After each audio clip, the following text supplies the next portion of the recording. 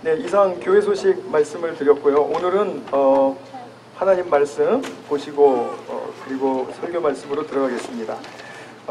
우리 주보를 보시면 일면 제일 밑에 부분에 오늘 말씀 본문이 있습니다. 오늘은 개역 개정으로만 함께 읽으시도록 그렇게 하겠습니다.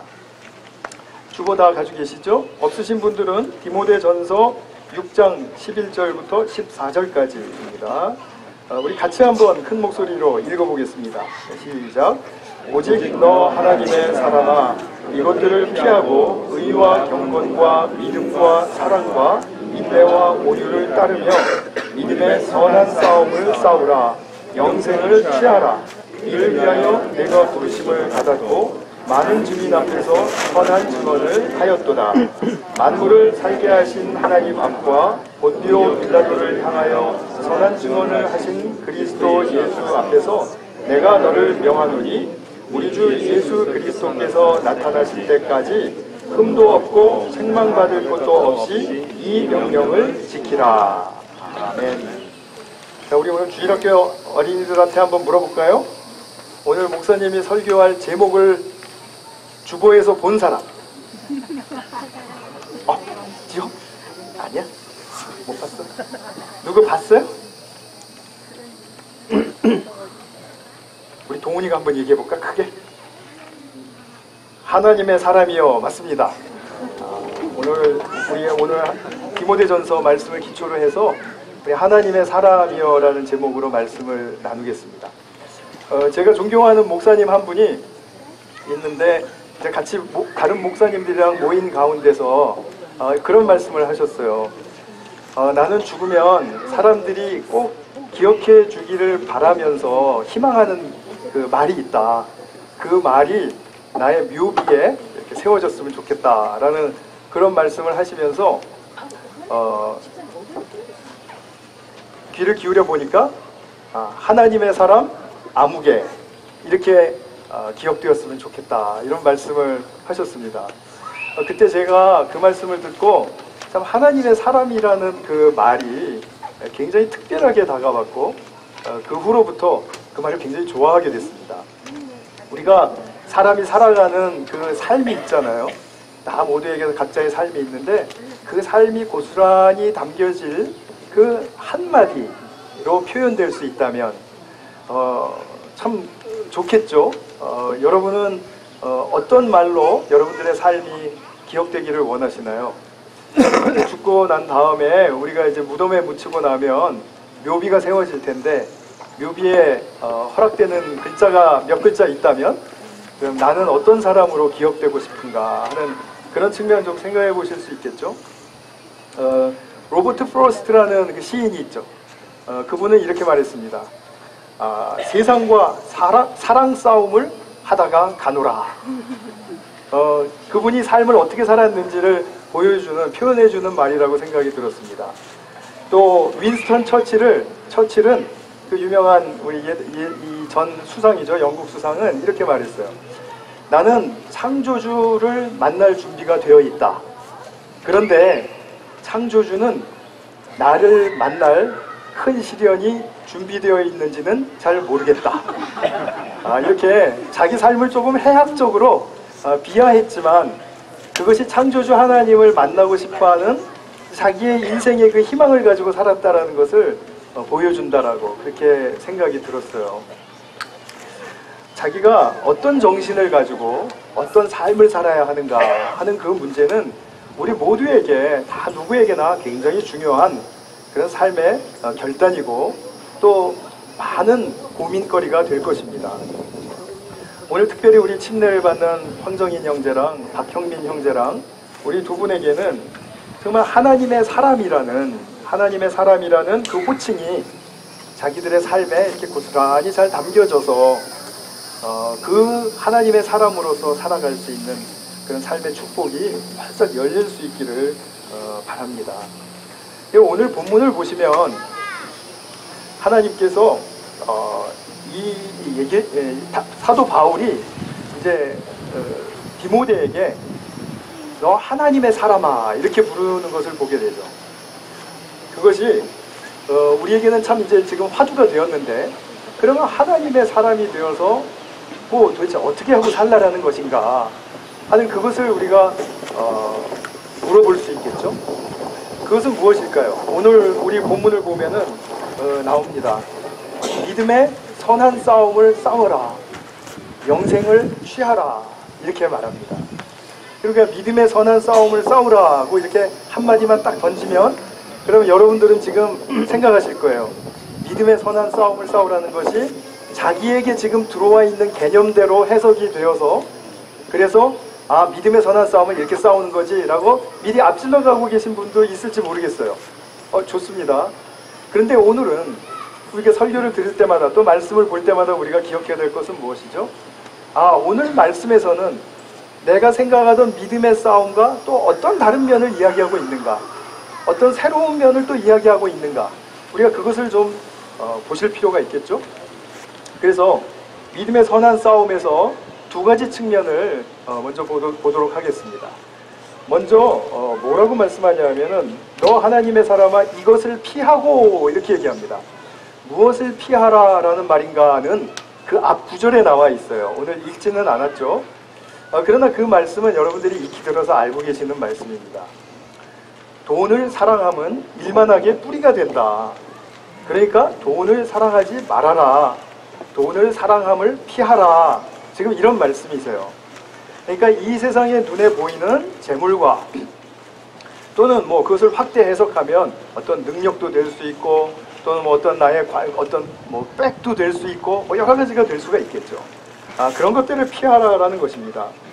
우리가 돈에 얽매이면 늘 돈에 고민하게 됩니다. 그리고 생각이 돈에 사로잡혀 있게 되죠. 그래서 우리가 말씀을 묵상하는 시간보다도 돈이 더 묵상이 많이 되는 그런 삶이 될지도 모르겠어요. 그러나 그것은 굉장히 가능하다라는 얘기죠. 사도 바울은 디모데에게까지 돈을 사랑하는 것을 피하라라고 이야기를 하는 걸 보면 아무리 훈련된 그런 크리스찬이라 할지라도 돈을 사랑하기가 너무 쉬워진다라는 그런 메시지를 암시하고 있는 거죠. 자, 재물과 돈은 사랑하면 그 실체가 남지가 않습니다. 그 우리 주머니에 들어왔다가 나가버리는 것이거든요. 그리고 죽을 때는 가져갈 것이 아무것도 없거든요. 그렇기 때문에 결국은 이런 끝을 보시게 되면 돈은 우리가 돈을 사랑하든지 사랑하지 않든지 간에 공통점이 있는데 우리가 돈에 대한 자세를 잘 가져야 되는데 그 공통적인 자세는 뭐냐면 돈을 지혜롭게 사용할 줄 알아야 된다는 것입니다. 그리고 또 공익을 위해서 다른 사람의 유익을 위해서 또 뭐 나를 위해서 쓸 수도 있는 것이죠. 그러나 그것에 얽매이고 그것이 고민거리가 되어서는 안 된다. 이런 거예요. 돈을 사랑하게 되면 항상 생각에 맴돌아요. 그래서 그것 때문에 삽니다. 그것이 나의 유일한 삶의 밧줄이라고 생각을 해요. 그런데 사랑하는 그 돈이라고 믿었지만 사실은 우리가 그것을 떨쳐버리게 되면 돈이 나의 가치를 정해줄 수 없다라는 사실을 알게 되고 돈에서 자유할 수 있습니다. 돈이 많고 적음에 따라서 우리는 자기 가치를 매기는 그러한 판단이 참 많습니다. 그래서 돈이 없으면 풀이 죽고 그리고 비참하게 느껴지고 내 인생은 왜 이렇게 가난하게 살아야만 할까 하는 그런 생각을 떨칠 수가 없이 살아갈 수밖에 없겠죠. 그러나 돈은 나의 가치를 매기는 것이 아니에요. 그러면 내가 소중한 가치를 가지고 있는 존재라는 것을 다른 데서 찾지 않으면 결코 이 돈으로부터 돈의 굴레로부터 우리가 헤어나올 수가 없습니다. 하나님의 사람은 이러한 돈으로부터 또는 눈에 보이는 것들로부터 자유해야 된다는 것입니다. 자유해야 된다는 말은 지금 말씀드렸듯이 그것이 많고 적음에 따라서 나의 가치가 매겨지는 것이 아니다. 우리 가정의 가치가 매겨지는 것도 아니고 우리 이 세상의 가치가 매겨지는 것도 아니다예요. 근데 이 세상은 자본주의에 찌들었기 때문에 어쩔 수 없이 그 방향으로 갈 수밖에 없고 그것은 큰 수레바퀴가 돌아가는 것과 같기 때문에 우리가 거기에 휘말리기가 너무 쉽다라는 사실을 아셔야 됩니다. 그 무서운 존재예요. 근데 그 무서운 돈에 휩쓸리게 되면 우리는 금방 부정적인 의미에서 불쌍한 존재가 됩니다. 그렇기 때문에 우리가 돈에서 자유할 줄 아는 것, 하나님의 사람으로서 꼭 싸워서 이겨야 할 부분입니다. 이건 자연적으로 이겨지지가 않아요. 그렇죠? 내가 돈을 사랑하지 않겠다라고 결단한다고 해서 내가 돈이 사랑이 안 되는 게 아니다, 이런 말씀이죠. 자, 그런 측면에서 우리의 가치를 매기는 세상 것들로부터 우리가 자유해야 되겠죠. 그러려면 우리가 새로운 가치를 찾아야 합니다. 새로운 가치를 찾아야 하는데 그것 또한 오늘 성경 본문 말씀에 나와 있습니다. 무엇을 찾으라고 하냐면 사도는 그 뒤에 이어서 의와 경건과 또 믿음과 사랑과 인내와 온유를 취하라, 따르라, 그런 말씀을 해요. 이것은 완전히 우리 돈과 구별될 수 있는 것처럼 느껴지는 것이죠. 그런데 중요한 건 뭐냐면 이런 가치가 실질적으로 내가 추구하는 바가 되고 내 안에 형성이 되면 돈으로부터 자유할 수 있는 능력이 이것으로부터 내 안에서 생긴다라는 이야기입니다.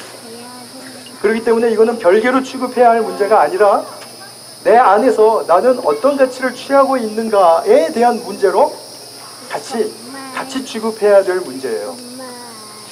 한번 따라해 보십시오. 의와 경건과 믿음과 사랑과 인내와 온유, 그거를 따르라라는 겁니다. 그것이 바로 크리스찬들의 특징이라는 거예요. 제가 이 단어 하나하나를 오늘은 설명하지 않겠습니다. 그러다가는 우리가 너무 시간이 오래 갈 것 같죠? 그냥 각자가 가지고 있는 개념 속에서 의와 경건과 이런 것들을 잘 생각하세요. 자, 우리가 오늘 패닝 스프링스에 왔는데 여러분, 패닝 스프링스의 특징은 무엇입니까? 특징은 스프링물이 있다라는 거죠. 그것이 깨끗하다라는 거죠. 그리고 이 스프링은 스완 강가에 아주 아름답게 이렇게 다듬어진 자연 속에 있다라는 거죠. 아마 여러분들이 집으로 돌아가실 때나 나중에 생각하실 때 패닝 스프링스 하면 깨끗한 스프링물, 아름다운 자연 경관, 이렇게 특징을 딱 생각하실 수 있을 거예요. 우리가 크리스찬을 만났다, 성도를 만났다, 이렇게 할 때 우리에게 딱 남겨지는 인상은 의, righteousness, 경건, godliness, 그 다음에 뭡니까? 믿음, faith, 그 다음에 사랑, 그리고 인내, 온유라는 거는 젠틀하고 스트롱한 걸 이야기하는 거죠. 자, 생각해 보세요. 이런 것들이 다른 사람들에게 전달해 줄 수 있는 만큼의 크리스찬으로서의 특징이 될 수 있는가? 이건 굉장히 내적인 성품에 관한 문제입니다. 그렇죠? 그렇기 때문에 이것은 나의 내면에서 싸워야 되는 문제이고, 내가 이것을 추구할 때 이것은 하나님의 약속대로 얻어질 수 있는 것들이라는 거죠. 이것이 바로 영생을 얻기 위한 크리스찬의 삶의 여정이고 믿음의 싸움이라고 오늘 본문에서 이름지어 진 것입니다. 그러면 우리가 한번 생각해 보겠습니다. 이런 것들이 다 덕목으로서 중요하다는 건 알지만 어떻게 이 특징을 형성해 갈 것인가? 여러분 그거 궁금하시죠? 우리가 어떻게 이것을 잘 우리 안에 내재시키고, 그리고 내가 이것으로 말미암아 잘 준비된 그런 성품의 소유자로서 살아갈 수가 있을까? 굉장히 중요한 부분입니다. 근데 이것은 내 인생에 내가 얼마만큼 이루었다를 평가하라는 말이 아닙니다. 그러니까 여러분들과 저는 여기서 내가 나는 의로움이 부족한 것 같아, 나는 경건하지 못한 것 같아 해서 판단하라는 이야기가 아니라, 계속해서 사도 바울이 디모데에게 이야기해주고 있는 것처럼 그리스도 예수가 오실 때까지 이 명령을 지키라예요. 계속 추구하고 계속 따르고 계속 노력하라라는, 애쓰라는 말입니다. 그러니까 내가 지금 애쓰고 있는가가 중요한 거지, 내가 얼만큼 의로워졌는가가 중요한 게 아니라는 겁니다. 우리가 많이 넘어지는 함정이 여기에 있어요. 성경 말씀은 분명히 지속적으로 따르라고 하는데 우리는 지금 이 자리에서 자기를 평가하려고 해요. 교회를 평가하려고 하고 내 주변에 있는 성도들을 평가하려고 해요. 그래서 우리는 아직 아니야 라는 결론을 빨리 갖고 싶어 해요. 좋은 결론도 아닌데 왜 그렇게 빨리 갖고 싶어 하죠? 우리의 습성입니다. 여러분, 그걸 틀을 깨셔야 됩니다. 우리가 자동적으로 오토파일럿 되는 것과 똑같아요. 이런 말씀을 듣자마자 나는 얼마나 경건한가, 나는 얼마나 사랑이 많은가, 그걸 자꾸 판단하려고 한단 말이에요. 그러나 그것을 거두시고 지금 나는 얼마나 사랑을 추구하고 있는가, 그것이 얼마나 나의 가치로 내게 소중하게 여겨지고 있는가를 새기셔야 한다는 말이에요. 자, 예를 들어서 이제 사랑하라라고 말을 할 때 무조건 저주라는 이야기입니까? 무조건 퍼주라는 이야기입니까? 무조건 희생하라 이런 말입니까? 그런 말이 아니에요. 그런 말이 아니라 그 무조건 퍼주면 난 사랑했다라고 또 결론을 짓게 될 테니까 그런 말이 아니고, 사랑이라고 내가 믿는 것들을 예수님을 부르면서 하는 거예요. 행하는데 언제까지 행하냐 하면 감 잡을 때까지. 이렇게 하는 것이 사랑하는 것이로구나 하고 감 잡을 때까지. 여러분, 제가 감 잡는다라는 그 평이한 말을 사용을 했는데 여러분들이 느끼시기에 이 말이 어떻게 들리실지 모르겠습니다. 또 이제 집에 돌아가시면서 시험 드시지 마시고요. 한번 잘 생각해 보세요. 골프를 치실 때, 제가 골프하는 분들 되게 좋아하나 봐요. 골프 얘가 많이 나옵니다. 골프나 뭐 다른 스포츠도 마찬가지죠. 힘 빼라는 얘기 참 많이 하죠. 힘 빼라. 근데 힘 빼는 게 뭔지 감을 잡을 때까지는 힘을 빼려고 하지만 빼어지지가 않죠. 내 생각으로는 뺀 줄 알았는데 아직도 힘 많이 들어갔어 이렇게 지적이 들어오면 그럼 도대체 어떻게 하라는 거야 하고 답답해지죠. 그죠? 여러분, 이런 겁니다. 내가 힘을 빼는 것을 내 스스로 딱 터득을 하고 나면 감이 잡히는 거죠. 그러면 금방 무슨 일이 생기냐면 내 마음속에 기쁨이 생겨요. 힘이 생겨요. 힘을 빼니까 이렇게 잘 맞는구나. 그러면 아직까지 내 수준이 높지는 않을지라도 내가 힘을 빼고 하는 이 방식으로 내가 계속하면 되겠구나라는 확신이 생겨요. 그렇죠? 확신이 생기는 건 굉장히 중요한 일입니다. 감이 잡혀야 확신이 생기죠. 우리가 이제 선생님들로 이제 학생들을 처음 가르치게 되었습니다. 어떻게 가르쳐야 될지 잘 몰라요. 그러나 처음에 첫 시간을 해봤어요. 근데 만약에 은사가 있고 준비가 된 선생님이라면 내가 오늘 이렇게 해봤더니 다음 시간엔 내가 어떻게 아이들을 대하고 어떻게 접근을 해서 나의 마음은 어떤 마음을 가지고 내가 아이들을 가르치면 되겠구나 하고 감이 잡히는 경우가 있을 수 있어요. 그런데 반대로 1년을 가르치고 5년을 가르쳐도 난 도대체 아이들 가르치는 거 감이 안 잡힌다 이럴 수 있어요. 그렇죠? 양쪽 다 가능한 거 아닙니까? 여러분들은 언제 무엇을 할 때 감이 좀 잘 잡히는 편이고 언제 무엇을 할 때 감이 좀 잘 안 잡히는 편입니까? 여러분들 남편을 너무 탓하지 마세요. 저는 탓을 받는 남편이 아닙니다. 집에서 제 와이프의 굉장한 응원을 받기 때문에 탓을 받진 않지만 남편들이 주로 부엌에 들어가면은 벙 찌잖아요. 내가 무엇을 해야 하지? 그럴 때 감이 안 잡혀서 그런 거예요. 감을 잘 잡을 수 있도록 도와주시면 됩니다. 자, 이런 것을 보면요, 우리가 예수님 믿고 살면서도 예배 드리면서도 예배 드리는 게 도대체 뭐지? 감이 안 잡히는 분들이 있을 수 있어요. 기도를 열심히 하면서도, 그죠? 10년, 20년 열심히 하면서도 이 도대체 기도를 어떻게 하는 게 감을 잡을 수 있는 거지? 감이 안 잡힐 수가 있습니다. 우리가 구약 성경 요즘 성경 읽기 따라서 이렇게 읽다 보시면은 감이 잡히십니까? 감이 잘 안 잡히시죠? 자, 그러면 어떻게 해야 된다고요? 예수 그리스도가 오실 때까지 이 명령을 지키라. 계속 꾸준히 하는 수밖에 없습니다. 왜냐하면 우리는 예수님을 믿는 믿음이 생겼고 그분에게 의지하면 무언가 좋은 일이 일어날 것을 알기 때문이죠.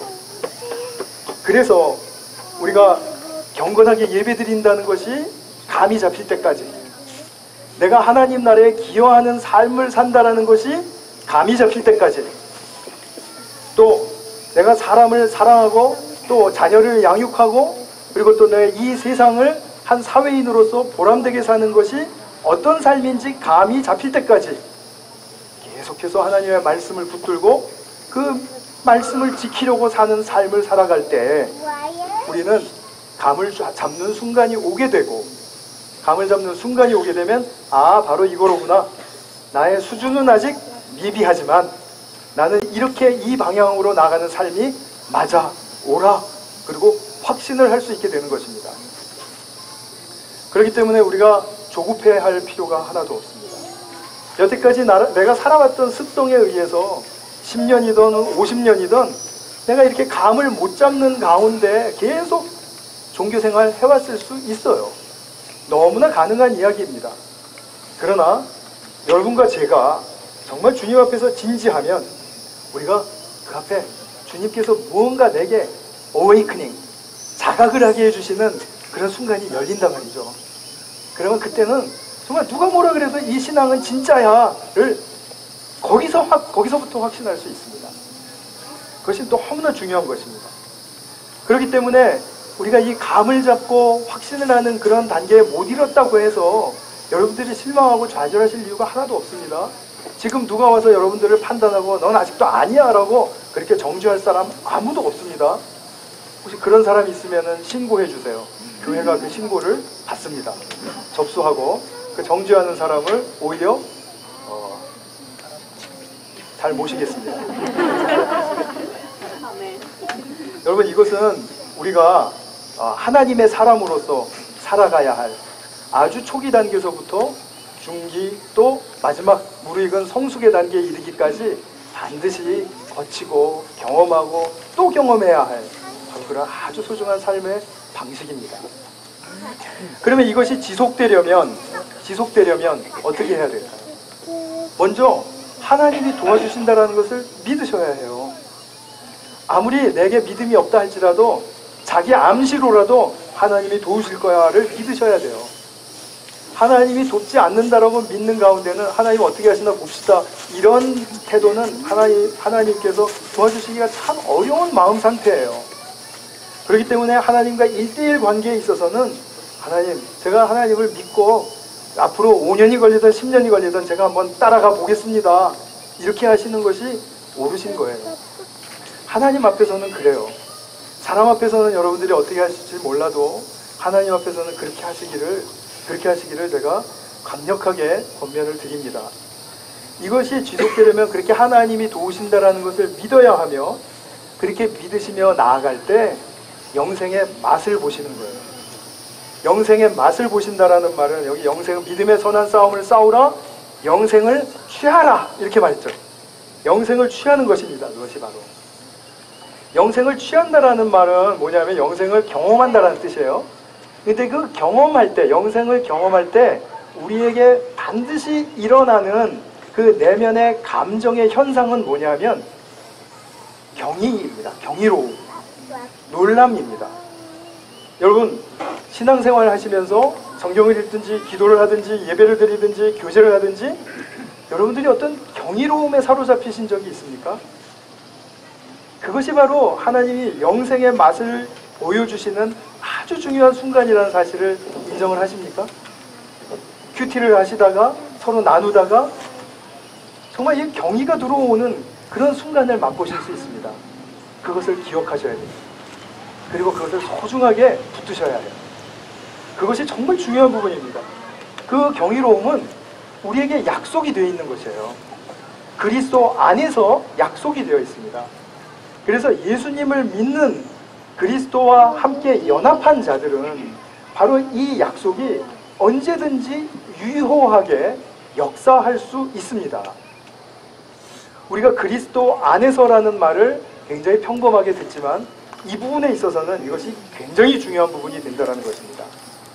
이것이 약속되어 있음을 보장하는 성경의 근거가 있어요. 영적인 근거가 있습니다.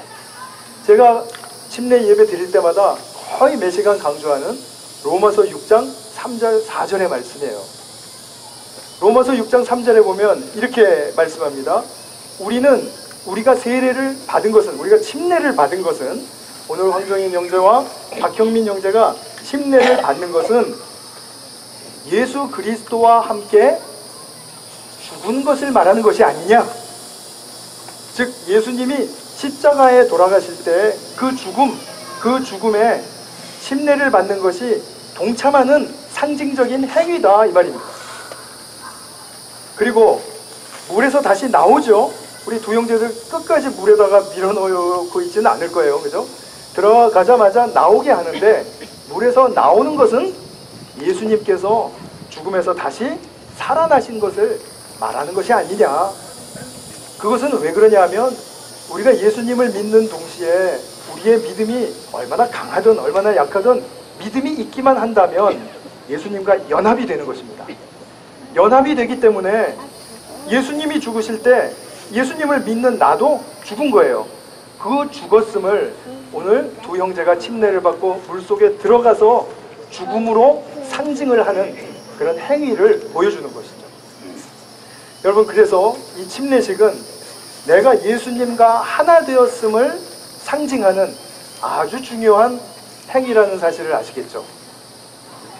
그렇기 때문에 예수님과 이렇게 하나 된 그리스도 안에서 우리가 영생을 약속받았다라는 것은, 물론 우리가 죽어서 하나님 나라에, 완성된 하나님 나라로 들어갈 때 그때 그 하나님 나라를 맛보는 그런 것이 있지만, 그것이 은혜로 말미암아 오늘날에도 우리가 당겨져서 정말 행복과 경이로움으로 경험되어질 수 있다라는 사실을 꼭 기억해 주시기 바랍니다.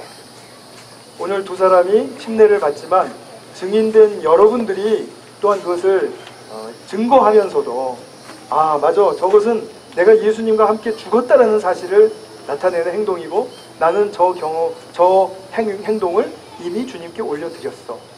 그리고 물에서 나오는 것은 예수님과 함께 부활의 생명을 누릴 수 있다라는 증거이고, 나는 분명히 그리스도 안에 지금 들어와 있어. 그렇기 때문에 그리스도 안에서 약속받은 이 영생이 오늘날 나에게 큰 하나님 나라의 행복과 경이로움으로 경험될 수 있다는 사실을 꼭 기억하시고 주님께 의지하시고 나아가시는 우리 모두가 되시기를 바랍니다.